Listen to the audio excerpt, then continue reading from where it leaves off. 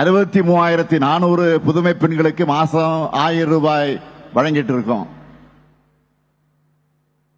பொண்ணுங்க போலவே பசங்களும் இப்படி ஒரு திட்டம் வேணும்னு கேட்டாங்க. அதுல உருவாக்கப்பட்டதுதான் தமிழ் புதல்வன் திட்டம். மதுரை மாவட்டத்தில் மட்டும் 31,000 கல்லூரி மாணவர்களுக்கு இந்த திட்டத்தில் மாசம் 1000 ரூபாய் கொடுக்கப்பட்டு வருகிறது. உங்க எல்லார் வீட்லயும் பள்ளிக்கூடம் போகக்கூடிய குழந்தைகள் இருப்பாங்க. காலையில பெரும்பாலும் சாப்பிடாம போயிடுவாங்க, அனுப்பிச்சிருவீங்க. அதை மாற்றணும் என்று முடிவு செஞ்சு இதே மதுரையில தான் நான் தொடங்கி வச்ச காலை உணவு திட்டத்தில் 59,394 பள்ளி குழந்தைகளுக்கு இந்த மதுரை மாவட்டத்தில் மட்டும் சூடான சுவையான ஊட்டச்சத்து மிகுந்த உணவு வழங்கப்படுது. சின்னதா உடம்புக்கு பாதிப்பு ஏற்பட்டா அதுக்கு செக்அப் பண்ணோம்னா டவுனுக்கு போகணும், ஹாஸ்பிட்டலுக்கு போய் நிக்கணும். சின்னதா ஏற்படக்கூடிய விபத்தா இருந்தாலும் அல்ல ஏதேனும் சிறிதா நோய் வந்தாலும் உங்களுடைய வீடுகளுக்கு வீடு தேடி வந்து பரிசோதனை செஞ்சு மருந்துகளை வழங்கி பிசியோதெரபி சிகிச்சை போன்றவற்றை வழங்குகிற மக்களை தேடி மருத்துவ திட்டத்தில் உங்க மாவட்டத்தில் எத்தனை பேர் பயன்பெற்றிருக்காங்க தெரியுமா? 8,60,000 பேர். விபத்து நடந்தா முதல் 48 மணி நேரம் உயிர்காக்கும் சிகிச்சைக்கான செலவை அரசு ஏற்றுக்கொள்ளும். இன்னுயிர் காக்கக்கூடிய நம்மை காக்க 48 இந்த திட்டத்தின் கீழே இந்த மதுரை மாவட்டத்தில் மட்டும் 16,000 பேருடைய உயிர்கள் காப்பாற்றப்பட்டிருக்கு. இல்லந்தடி கல்வி என்னும் எடுத்தும் திட்டங்கள்ல மதுரை மாவட்டத்தை 3 லட்சம் மாணவ மாணவிகளுக்கு வீட்டுக்கே போய் பாடம் சொல்லி கொடுத்திருக்கிறோம். படிச்சு டிகிரி வாங்கினா போதாது, வேலை வாய்ப்பை பெற வைப்பதற்காக திறன் பயிற்சிகள் ரொம்ப முக்கியம்னு உணர்ந்து நான் தொடங்கின கனவு திட்டம் தான் நான் முதல்வன் திட்டம். பல ஆயிரம் ரூபாய் செலவு பண்ணி படிக்க வேண்டிய ஸ்பெஷல் கோர்ஸ் எல்லாம் எந்த கட்டணமும் இல்லாம இதுல சொல்லி தரப்படுது. அப்படி மதுரை மாவட்டத்தில் மட்டும் பாத்தீங்கன்னா 1,17,000 இளைஞர்களுக்கு திறன் பயிற்சி அளிச்சிருக்கிறோம். இவங்கள பலர் ஆண்டுதோறும் அரசு நடத்துற பாராட்டு விழாவில் கலந்துகிட்டு அவங்களுடைய வெற்றி கதையை பகிர்ந்துக்கிறதையும் நீங்க டிவியில எல்லாம் பார்த்திருப்பீங்க, பூரிப்படைஞ்சிருப்பீங்க. இப்ப அண்மையில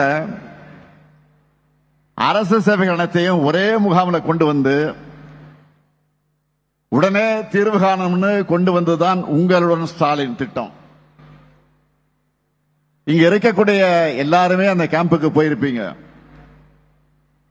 உங்களை மாதிரி 75,597 பேர் மதுரை மாவட்டத்தில் உங்களுடன் ஸ்டாலின் முகாமில் பயன்பெற்று இருக்கிறாங்க.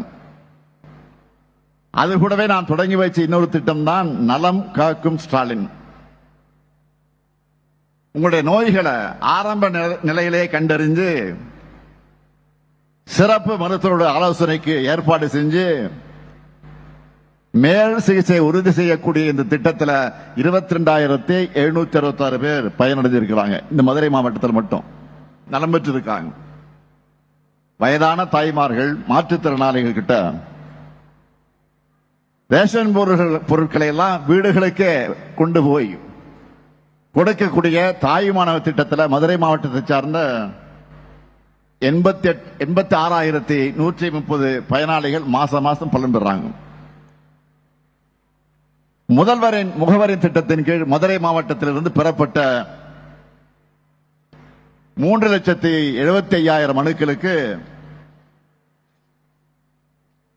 தீர்வு காணப்பட்டிருக்கு.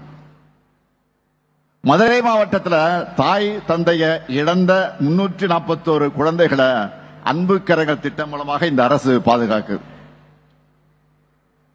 4,196 விவசாயிகளுக்கு புதிய மின் இணைப்புகள் இந்த மதுரை மாவட்டத்தில் கொடுத்திருக்கிறோம். இதெல்லாம் நம்ம முத்திரை திட்டங்கள்ல இந்த மாவட்டத்தில் இருக்கக்கூடிய லிஸ்ட் மட்டும்தான். இப்படி ஒவ்வொரு திட்டத்திலையும் எவ்வளவு பயனாளிகள் பட்டியலிட்டு சொல்ல ஆரம்பிச்சா இந்த ஒரு நிகழ்ச்சி போதாது. ஒவ்வொரு நாளும் இத்தனை லட்சம் மக்கள் பயனடையக்கூடிய மாதிரி நாம் திட்டங்களை செயல்படுத்தி இருக்கக்கூடிய காரணத்தால் தான் நீங்க பாக்குறீங்க எதிர்கட்சிகள் என்ன பண்றதுன்னு தெரியாம முழிக்கிறாங்க. வயிற்றெரிச்சலும் ஆற்றாமலையும் ஆரோக்கியமற்ற அரசியல் சூழ்ச்சிகளை செஞ்சு பார்க்கிறாங்க. நாம வளர்ச்சி அரசியலை பேசினா அவங்க வேற அரசியலை பேசுறாங்க. நான் உறுதியா சொல்றேன், அவங்க எத்தனை சூழ்ச்சி செஞ்சாலும் அத்தனையும் நாங்கள் முறியடிப்போம், அதை சிதைப்போம். இந்த முத்துவேல் கருணாநிதி ஸ்டாலின் கிட்ட அந்த பாட்சாலாம் பலிக்காது, எதுவும் எடுபடாது. நேற்று முன்தினம் நான் ஒரு ட்வீட் போட்டேன், பார்த்திருப்பீங்க, படிச்சிருப்பீங்க. மதுரைக்கு தேவை வளர்ச்சி அரசியல்.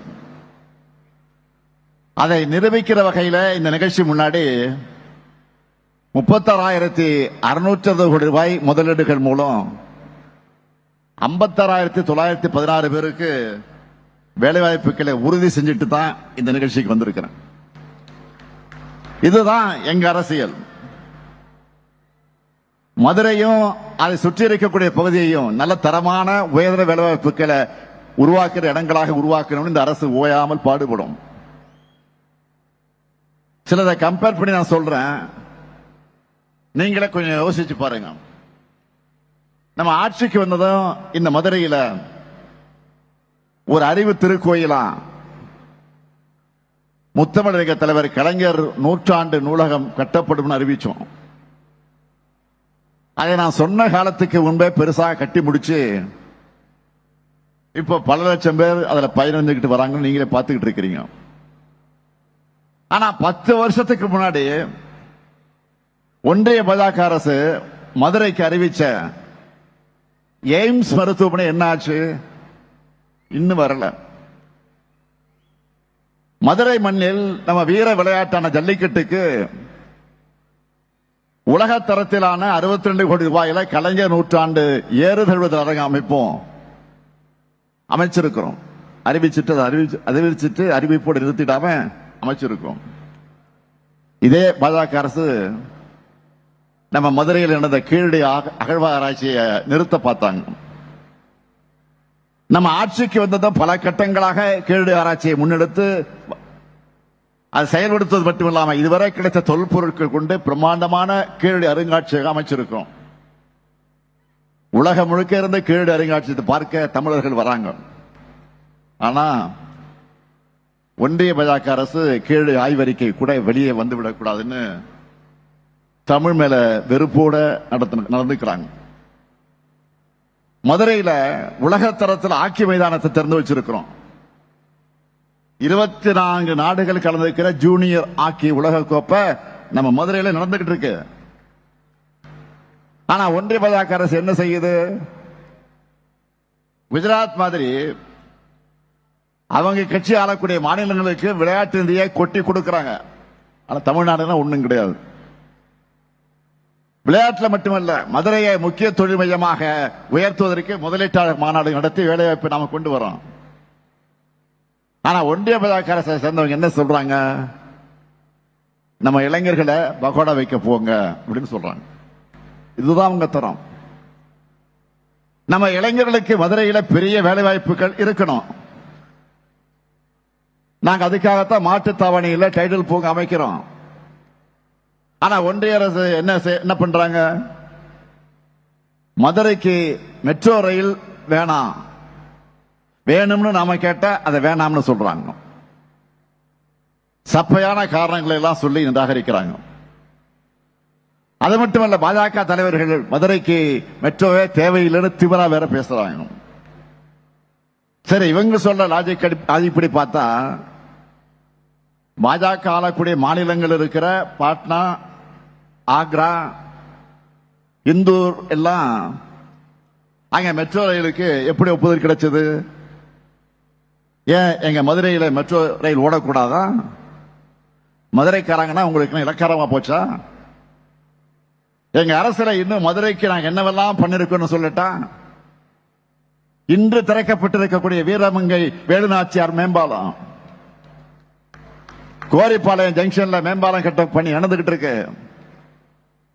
பேராசிரியர் அன்பழகன் பள்ளி மேம்பாட்டு திட்டத்தில் 70 பள்ளிகளை மேம்படுத்தி இருக்கிறோம். முதலமைச்சரின் கிராம சாலைகள் மேம்பாட்டு திட்டத்தில் 428 பணிகள் நடந்துகிட்டு இருக்கு. ஆதிதிராவிடர் நல வீட்டு வசதி திட்டத்தில் 57 பணிகள் நடந்துகிட்டு இருக்கு. காந்தி அருங்காட்சியகத்தில் விடுதலை போராட்ட வீரர்களுடைய கண்காட்சி நடந்துச்சு. அகில இந்திய ஃபார்வர்ட் பிளாக் தலைவர் பி கே மூக்காதேவ் அவர்களுக்கு சிலையோடு கூடிய அரங்கம் அமைக்கும் பணி நடந்துகிட்டு வருது. பெருங்காமலூர் தியாகிகளுக்கு நினைவு மண்டபம் கட்டி திறந்து வச்சிருக்கிறோம். மொத்தமா சொல்லணும்னா கடந்த 4.5 ஆண்டு காலத்தில் மதுரை மாவட்ட மக்களுக்கு மட்டும் 6000 கோடி ரூபாய் மதிப்பிலான நலத்திட்ட உதவிகளை வழங்கி இருக்கும். இதுவரைக்கும் 4300 கோடி ரூபாய் மதிப்பிலான 10,000 வளர்ச்சி பணிகளை செஞ்சு தந்திருக்கிறோம்.